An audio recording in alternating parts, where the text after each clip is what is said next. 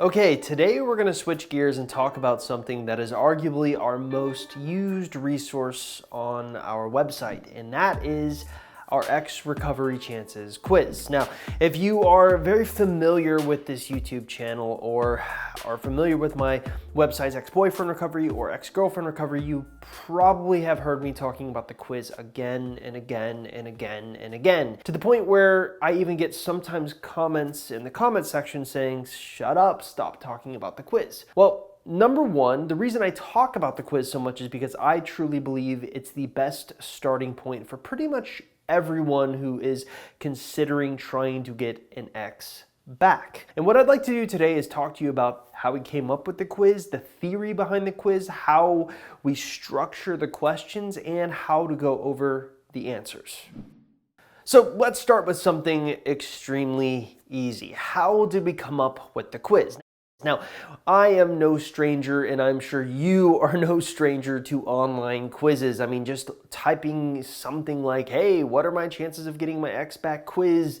into Google will yield hundreds, if not thousands, of different results. But we, before we actually determined we wanted to do a quiz, started surveying our audience. And we started to notice a really interesting trend when we looked at people's comments, the questions they were posing, and even people in our private Facebook support group. And the number one question people would always seem to ask is, do I have a chance? Ironically, number two is, if I still have a chance, what do I do next? But we're just talking about number one right now. So we determined that, okay, let's put a quiz together that is kind of as close as we can get to a one-size-fits-all that will help segregate people into two groups: people who should be trying to get an ex back and people who shouldn't be trying to get an ex back. And sometimes people who extremely badly want their exes back will take our quiz and get angry at me when they come back and say, "You've got a low chance."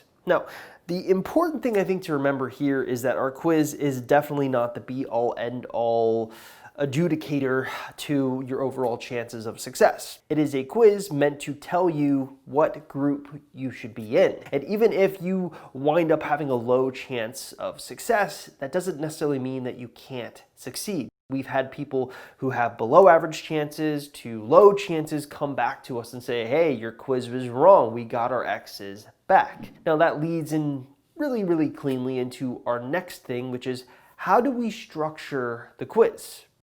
So basically, one of the best parts about doing this for a long time is you get to see a lot of different circumstances and a lot of different situations. You get to see what works, what doesn't work, and in many ways you can kind of generalize those ideas. And that's essentially what we've done with our quiz. We've divided our quiz up into three distinct parts. Part one is basically your relationship with your ex, essentially before the breakup. Part two is your breakup, what that looked like. And part three is your behavioral insight. Now, what I'd like to do is kind of go through each of these three parts to explain what kind of questions we're asking, why we're asking them, and how we weight those questions.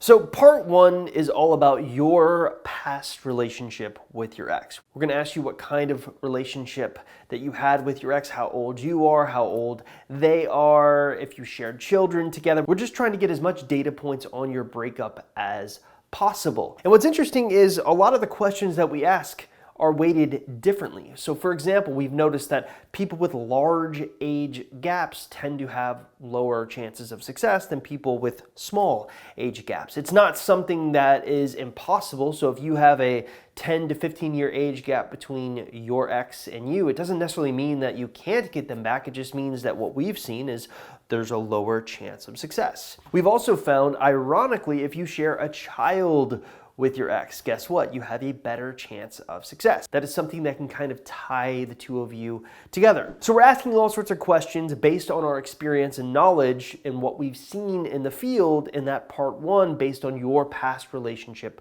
with your ex. Part two is we kind of talk more about the breakup itself.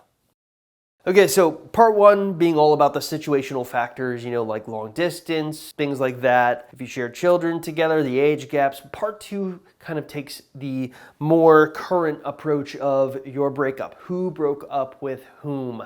How long ago was the breakup? Are you blocked? Things in that sort of realm are something that we ask. And to further reiterate the point, we weight all of the answers on how you answer differently. So for example, if you ended up being the one to break up with your ex, you have a slightly better chance of success. If you are in a situation where you are in a full out block, you have a lower chance of success. When you go through our quiz, it kind of adds up. So a lot of people will come to me after they take the quiz and they'll say, Chris, I got a low chance of success. Does that mean I have no chance of getting my ex back? Well, no, it doesn't necessarily mean that. It just means based on the way you answered your quiz, based on the fact that, you had all of these situational factors that kind of work against you, you have a lot more headwind if you want to succeed. But of course, that's part 2. Part 3 is where we kind of talk about your behavior.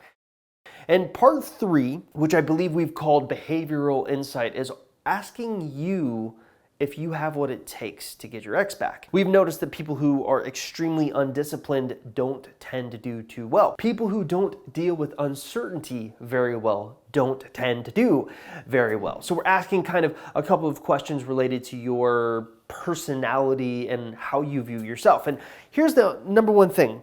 Those questions are weighted the heaviest. And this is kind of interesting because I think there's not many questions. I think there's like 3 or 4 questions in all in that part 3 of our quiz. And we're asking you some very generalized questions that sometimes people have a tendency to tell little white lies about. Most people in my experience don't deal with uncertainty very well. Most people in my experience aren't super disciplined after a breakup. It's important that you are brutally honest. I mean, brutally honest to the point where it's okay if you're not proud of the fact that you're not very disciplined or that you don't deal with uncertainty very well. Just be brutally honest so that we can give you a brutally honest answer and help you figure out which sort of category you're in.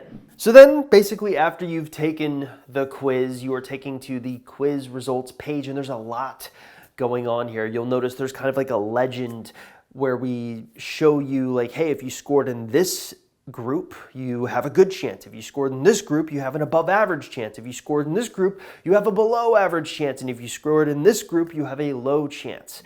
So basically, you're going to see a big number. And the number one thing that people seem to misunderstand about our quiz is the fact that, let's say they end up with a 60. They immediately think they scored a 60% chance of getting their ex back. That's actually not accurate. And I know this is kind of confusing, but because we had to weigh the questions a certain way and it has to go through our algorithm, we have to give you a score. And then based on your score, you need to match it up with the legend of where the score range you kind of fit into. And we do explain what each of those score ranges look like. And we even try to give you personalized advice in some of the recommendation section below, where we look at your specific answers to your quiz and say, hey, we noticed that your ex has moved on to someone else. We found that this is sort of the best thing to do. Click on this link to get some personalized advice in this particular situation. We try to do that for each individual person who takes our quiz. It's not as perfect as I would like it to be, just because the technology doesn't exist, or